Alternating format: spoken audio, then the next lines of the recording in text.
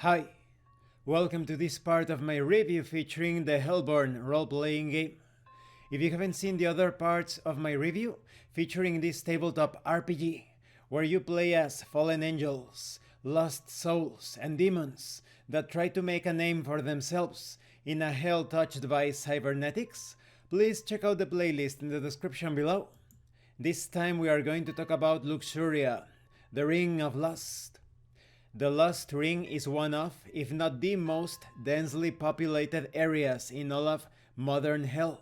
Not just because lust is a sin that many mortals commit, but also because of Sodomora, the ring's capital. Most sinners that arrive in modern hell prefer to settle in a place that reminds them of their past life, even if it's not but a cruel mockery of the life they had. The Lust Ring is, in essence, the megacity of Sodomora. It houses a little over 1 billion demons and sinners of various sins and species. While the majority of the citizens of Sodomora are lost sinners and succubi, many come from other rings and capitals of hell, seeking the opportunities that the city brings. Some are drawn by the promise of carnal and chemical pleasure. Many, however, are trapped here. Once, there were several settlements spread all across the ring.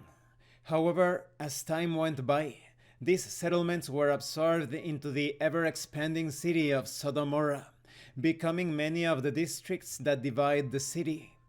The city of lust is home to many dangers and pleasures alike.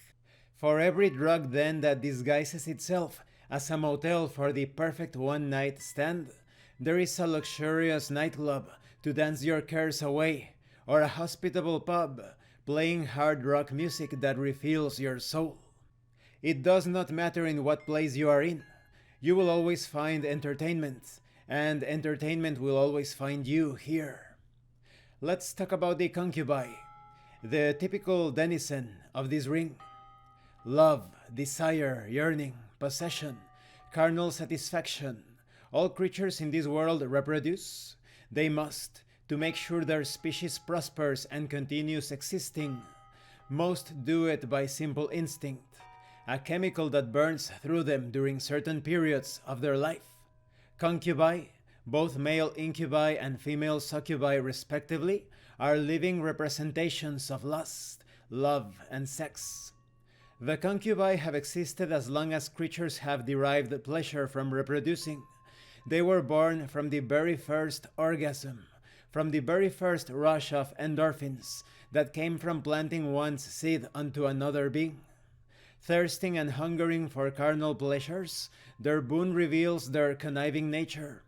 Adfectus allows them to subtly manipulate a creature's emotions, making their method of feeding that much easier.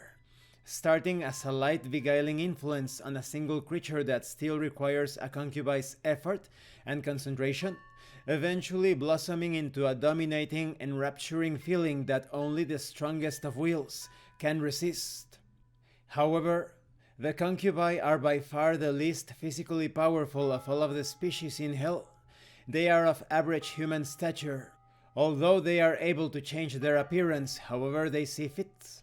Most concubi appear as whatever they believe is most attractive to themselves, but they may change according to the preferences of others. Their skin is usually a light shade of pink, red, or violet, with slender long horns that more often than not curl slightly inwards, that also have similar coloration to their skin. Let's talk about the places within the ring. We have Sodomora.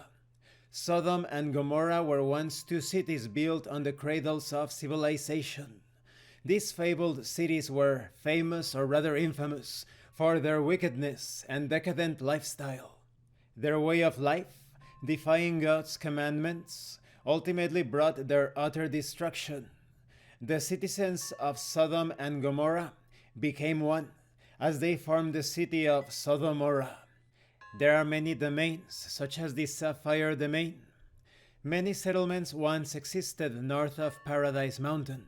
Most of them prospered off of simple trade and commerce before Hell's technological revolution.